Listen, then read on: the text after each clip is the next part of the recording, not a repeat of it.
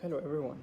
Today I want to do part 3 of preparation for interview, especially nursing school interview. I've done part 1, I've done part 2. So as at the end of part 2, you've been able to get to the interview room.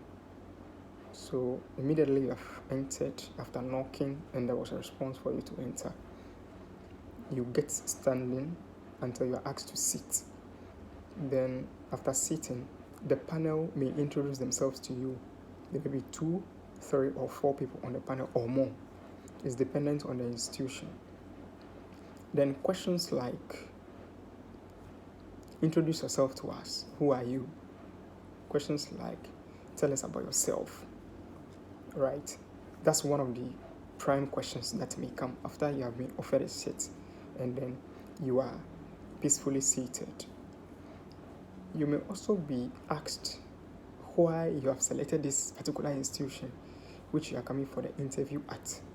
Why not any other school? Right? You may be asked that question. You may also be asked why the program. So maybe it's midwifery, maybe it's mental health nursing, maybe it's general nursing, maybe it's NAC or NAP. Why that program? Okay.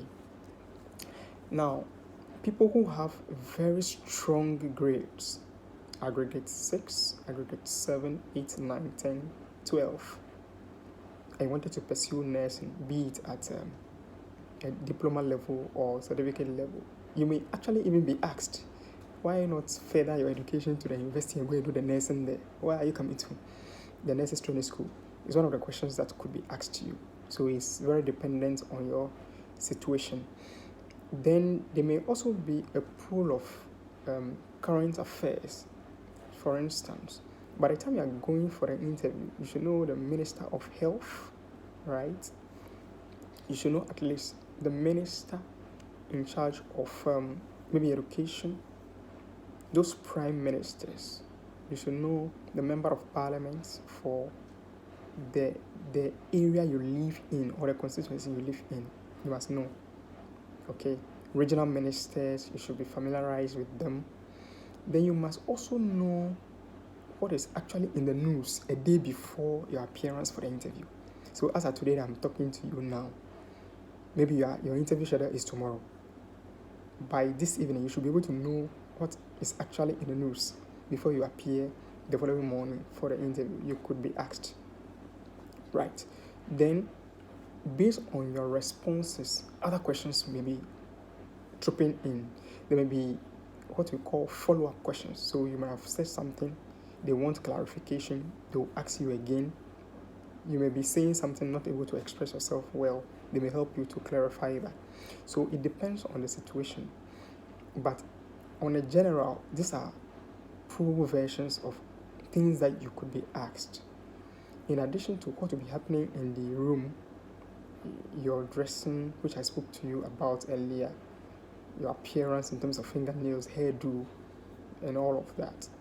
Then you must also give the people some eye contact. Don't bow down your head, no. Give them an eye contact.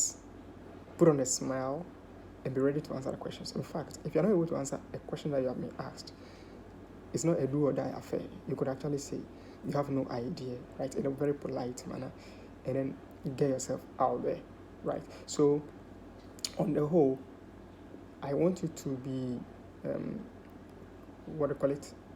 reflecting on this pool of questions. What I've just told you could be elaborated based on how you are responding at the interview room, right? And a couple of other things may come up. There is a lot that you can learn on this platform, so I encourage you to watch the already existing videos for you to be able to trace what has been happening until this part 3 of the show. Thank you very much for watching.